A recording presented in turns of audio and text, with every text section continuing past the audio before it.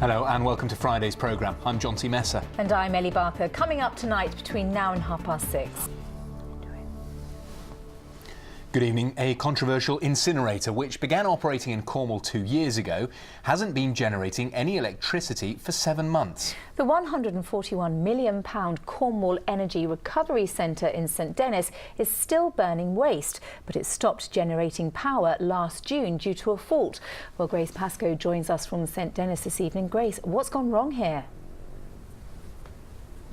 Let's turn to other news in the region tonight now. 70 firefighters have put out a major fire in a garage near Redruth. Emergency service. A former police officer from South Moulton in North Devon has recalled the moment he pulled a baby from the rubble of a plane crash 50 years ago. On the 5th of January 1969, 48 passengers were killed when a plane crashed into a house on its approach to Gatwick Airport in heavy fog. The couple who lived in the house, which was demolished in the crash, also died, but their baby survived. Mike Pearce reports. Before that, though, a new ITV drama begins this weekend starring the Dorset actor Martin Clunes. Manhunt tells the real-life story behind the capture of the serial killer Levi Belfield and is based on the memoirs of former detective Colin Sutton. He's played in the drama by the Doc Martin star who's been talking to Kevin Ashford. Yeah, Kevin said you can watch that at 9 o'clock on Sunday. Now, we are just 4 days into January, so I imagine all of you watching at home this evening have had no problems at all sticking to your New Year's resolutions. But if you've not set any yet, how about joining the 4 million people taking on Dry January? Yes, health experts say giving up the drink until the end of the month can not only reduce blood pressure, help us shed pounds, but also save us money too. But with 4 pubs closing every day across the UK, is a no drinking campaign a further blow to the industry? Well, here's our reporter, Matt Price.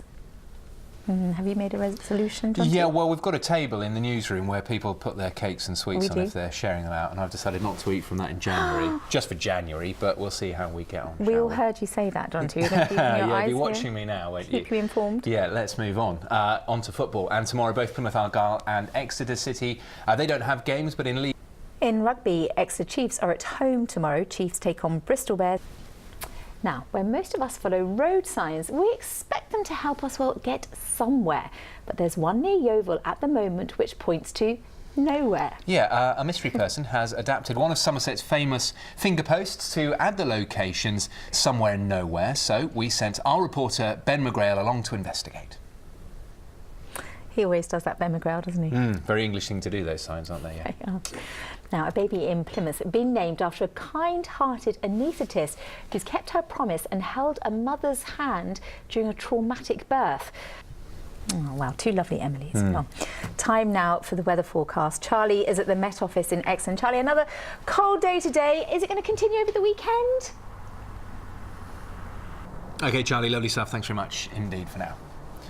Before we go, let's remind you of the main headlines here in the West Country this evening and a controversial...